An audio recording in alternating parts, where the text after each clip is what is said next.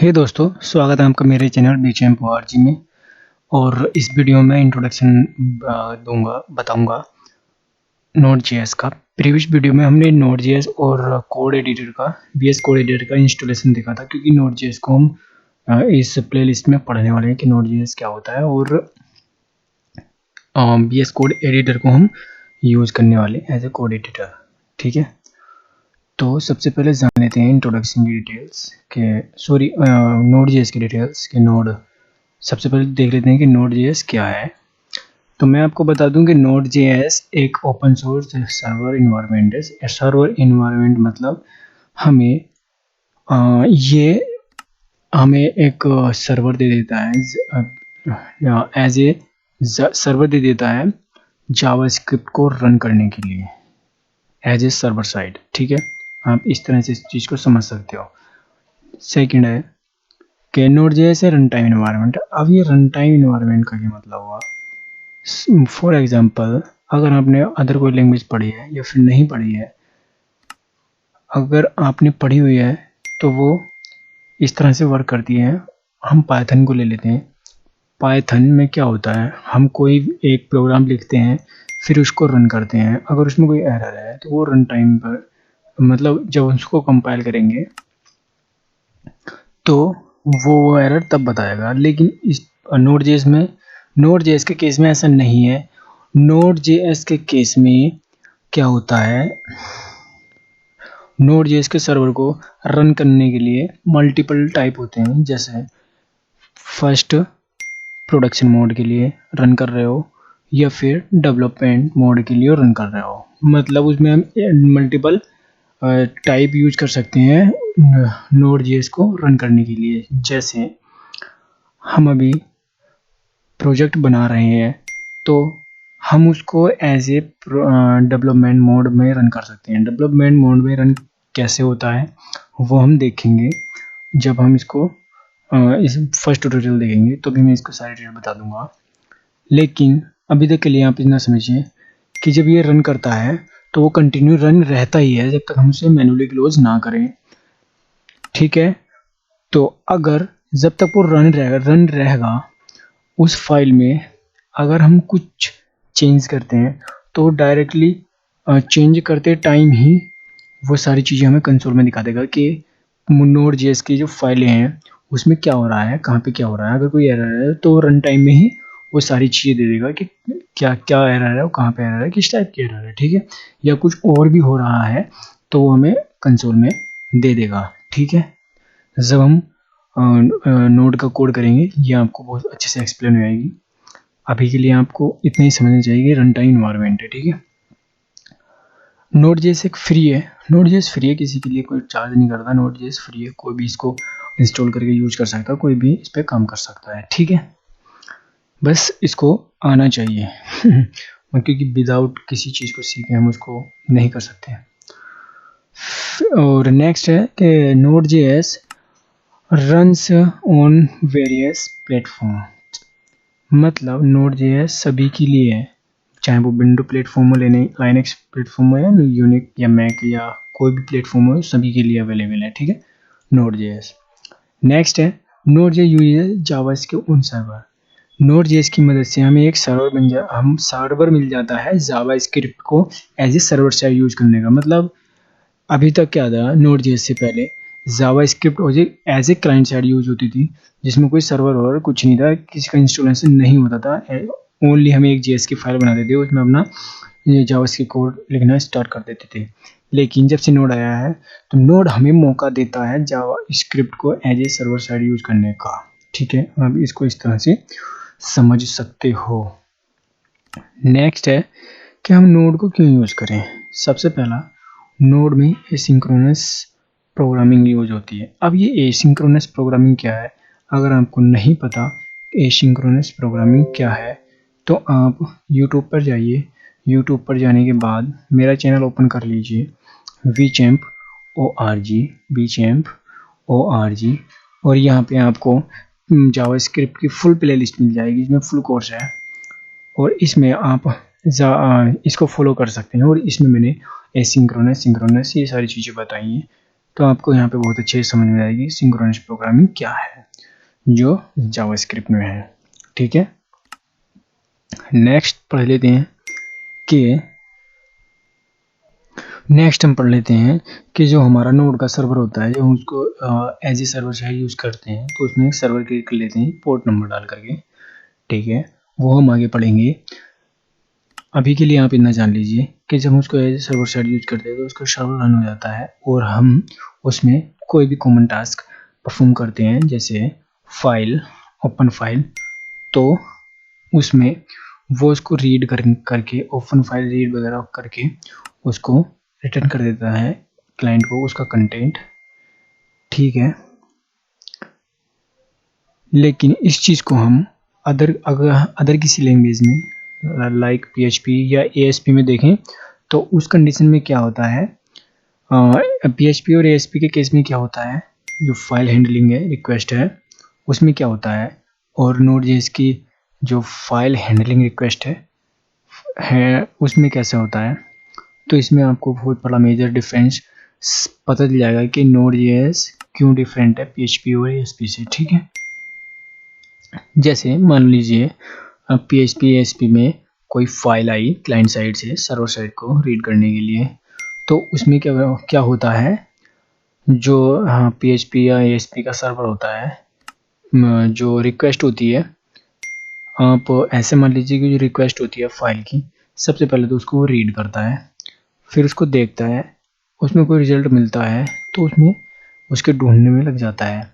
लेकिन अगर कोई उसको चीज़ नहीं मिलती है तो वो उसको करता रहता अगर जब तक उसको एग्जीक्यूट की कमांड मिलती रहती है, जब तक उसके एग्जीक्यूट को कंप्लीट नहीं होता है। ठीक है, एग्जीक्यूट जो पूरी रिक्वेस्ट है तो वो कंप्लीट नहीं होती है तब तक वो रन रहता ही रहता है। ठीक है, PHP और ASP के केस में। लेकिन सॉरी, नोड के केस में क्या होता है, फाइल हैंडलिंग में, फाइल रिक्वेस्ट में, के सपोज कीजिए कि अगर कोई Node.js में कोई फाइल की रिक्वेस्ट आती है तो वो क्या करता है, उसको तो उसका रिजल्ट तो फाइंड आउट करेगा ही, साथ में जो दूसरी कमांड जो आने वाली है, क्योंकि कभी कभी क्या होता है कि एक साथ मल्टीपल कमांड आती हैं, मल्टीपल रिक्वेस्ट आती हैं, तो Node.js एक रिक्वेस्ट के साथ दूसरी रिक्वेस्ट को भी एक्सेप्ट करने का अपनी पावर रखता है। मतलब एक दूसरी कमांड, पहली कमांड तो आ गई, तो दूसरी कमांड है उसको भी आएगी और उसको ही उसकी रिक्वेस्ट भी सेंड कर देगा। ये इस चीज़ पे डिपेंड नहीं करता कि मान लो Node.js में मान लो पहली रिक्वेस्ट आई, जब तक पहली कंप्लीट नहीं होगी दूसरी लेने का, या फिर दूसरी को नहीं हम परफॉर्म नहीं कर सकते दूसरी रिक्वेस्ट का, ऐसा नहीं है Node.js में। पहली चली गई, ठीक है, जब तक पहली नहीं मिलेगी, अगर पहली मिलती है तो वो उसको फाइंड आउट कर देगा। मान लो दूसरी भी आ गई, दूसरी फाइंड आउट हुई, उसको फाइंड आउट करने के बाद वो भेज देगा। पहली वाली चली रही है, ठीक है, जो भी है पहली वाली है चली रही है, तो दूसरी वाली आई, तीसरी आई, तीसरी आई, जैसे मिलती रहेंगे मैं भेजता रहेगा। ऐसा नहीं है कि डिपेंड हो जाए एक पे कि पहली वाली कंप्लीट होगी तभी दूसरी पकड़ेगा। ठीक है, ऐसा नहीं है, लेकिन ASP के केस में ऐसा ही है, अगर पहली कंप्लीट होती है दूसरी वो तभी करता है। लेकिन Node.js इनसे सबसे अलग है। ठीक है, मल्टीपल एरर को हैंडल करने का ये दावा रखता है, अपने आप इतना गुर्दा रखता है। मतलब कहते हैं ना कि इसको चलाने के लिए, सनी देओल का डायलॉग देखा होगा आपने कि पता नहीं दामनी फिल्म का डायलॉग है कि चड्डा समझा इसको, ऐसे खिलौने बाजार में बहुत बिकते हैं, लेकिन जो इसके चलाने का गुर्दा होता है ना, वो आदमी लेकर के पैदा होता है। ठीक है, तो इस तरह से Node.js बोलता है, सनी देओल बनना इस टाइम पे Node.js कि भाई हमारे लिए कितनी रिक्वेस्ट भेज दो, हम सबको हैंडल कर लेंगे। ठीक है, तो इस मामले में Node.js सबसे आगे, और इसी वजह से ये इतना पॉपुलर है। ठीक है, कि अभी के टाइम पे बहुत ज़्यादा डिमांड है इसकी। ये आप इस तरह से समझ सकते हो। और मैंने यहाँ पे बताया कि जो Node.js में वो एसिंक्रोनस जो प्रोग्रामिंग है वो यूज होती है, और एसिंक्रोनस जो चीज़ है वो हम कोड में जब रियल टाइम प्रोजेक्ट करेंगे उसमें बहुत अच्छे से यहाँ पे एक्सेल मैं आपको एक्सप्लेन कर दूंगा। अगर आप यहाँ पे थियोरेटिकल आपको अगर समझ में नहीं आ रही तो प्रैक्टिकल आपको 100% समझ में आ जाएगी। नेक्स्ट देखते हैं बारीक कि नोड.जेएस से हम क्या कर सकते हैं या नोड क्या करता है। ठीक है, तो सबसे पहली बात तो नोड क्या करता है कि नोड से हम क्या क्या कर सकते हैं। नोड से हम कोई भी वेब पेज जनरेट या पेज जनरेट कर सकते हैं, वो भी डायनेमिकली। ठीक है, मान लो कोई डेटा आ रहा है, उस डेटा से हम किसी को कोई पेज क्रिएट करना है तो उससे हम पेज क्रिएट कर सकते हैं बहुत ईजिली तरीके से। ठीक है, हम किसी फाइल के साथ खेल सकते हैं एज ए सर्वर साइड, किसी फाइल के साथ खेल सकते हैं।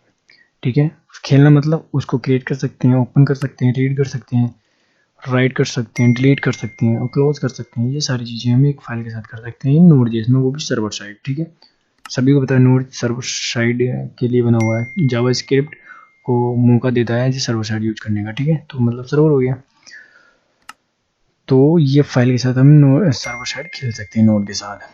एंड फॉर्म का जो डेटा है उसको हैंडल कर सकते हैं, क्रैक कर सकते हैं, पूरा जो मैनेज कर सकते हैं उसका फॉर्म डेटा। ठीक है, नोड में। एंड नेक्स्ट है कि नोड.जेएस का जो डेटा होता है, नोड.जेएस मतलब कोई डेटा आ रहा है फॉर्म से, उस डेटा को हम कहीं पे भी हैंडल कर सकते हैं, मतलब किसी भी तरीके से हैंडल कर सकते हैं डेटाबेस में। ठीक है, किसी भी तरीके से modify, delete, add, right, read, मतलब किसी भी तरीके से। ठीक है, डेटाबेस में से। तो ये समझ में आ गया कि नोड क्या क्या करता है, क्या क्या कर सकते हैं जिससे। ठीक है, अब आता है कि नोड फाइल क्या है, नोड जिसमें फाइल क्या है। ठीक है, तो नोड.जेएस फाइल जो कंटेंट टास्क है be that will be execute on creating events. जो नोड.जेएस हम फाइल यूज करते हैं, जैसे अभी यहाँ पे बताया है कि Node JS can read, open, read, write, delete and close, तो वो सारी इवेंट होंगे एक फाइल के साथ। ठीक है, और मैंने पीएचपी पढ़ी है लेकिन पीएचपी के केस में ऐसा नहीं होता, मतलब थोड़ा सा अलग है नोड.जेएस में फाइल को हैंडल करना। सबसे यूनिक बनाता है जो नोड वो हम देखेंगे, और उससे हमें बहुत सारी चीज़ें आसान हो जाती हैं एक फाइल को हैंडल करने में। ठीक है, एंड जो हमारा नोड होता है वो एक पर्टिकुलर, अगर हम उसे एज ए सर्वर यूज कर रहे हैं, ठीक है, तो वो एक पोर्ट नंबर पे रन होता है किसी एक लोकल होस्ट। जैसे मान लो लोकल होस्ट हम रन करते हैं किसी चीज़ को, तो वो एक पोर्ट पे चलता है। तो ऐसे ही एक कस्टम पोर्ट भी चलता है जो हम खुद बनाएंगे और खुद रन करेंगे। नेक्स्ट देख लेते हैं Node JS files must be initiated on the server before having any effect. जो नोड.जेएस है वो हमारा जो मतलब रन करने से पहले, ठीक है, किसी भी फाइल को हैंडल करने से पहले जब अगर हम उसको as a server side use कर रहे हैं तो वो हमारा एक पोर्ट नंबर पे रन होना चाहिए। ठीक है, किसी भी फैक्ट को स्टार्ट करने से पहले हमारा जो नोड का जो प्रोजेक्ट है वो एक पर्टिकुलर पोर्ट और सर्वर पे रन होना चाहिए। ठीक है, नोड.जेएस की जो फाइल एक्सटेंशन होगी वो .जेएस होगी। नोड.जेएस में जो हम फाइल बनाएंगे वो जेएस होगी, मतलब जावास्क्रिप्ट की फाइल होगी, उसको ये सपोर्ट करता है क्योंकि नोड.जेएस बनाई जावास्क्रिप्ट के लिए है। ठीक है, तो आई होप ये आपको सारी चीज़ें आपको क्लियर हो गई होंगी और आपके सभी डाउट क्लियर होंगे। अगर नहीं हुए हैं तो जब हम प्रैक्टिकली करेंगे नोड.जेएस को यूज प्रैक्टिकली करेंगे तो आपको सारी चीज़ें क्लियर हो जाएंगी और सारे डाउट क्लियर हो जाएंगे। ठीक है, तो इस इंट्रोडक्शन वीडियो में बस इतना ही।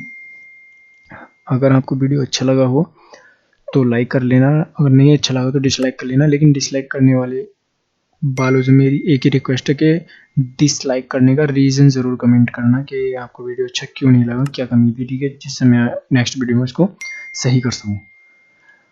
और अगर चैनल पर नए हो तो चैनल सब्सक्राइब कर लो, बेल आइकन का बटन प्रेस कर लो जिससे कि आपके पास नए वीडियो की नोटिफिकेशन पहुंच जाए। एंड अगर आप चाहते हो कि वीडियो को सपोर्ट करना, चैनल को सपोर्ट करना, तो वीडियो को अपने दोस्तों में ज़रूर शेयर करें जिससे क्या चैनल को सपोर्ट मिल सके। ठीक है, तो मिलते हैं नेक्स्ट वीडियो में। नोड जेएस के फर्स्ट ट्यूटोरियल के साथ। तब तक के लिए मस्त रहिए, स्वस्थ रहिए एंड व्यस्त रहिए कोडिंग सीखने में। धन्यवाद।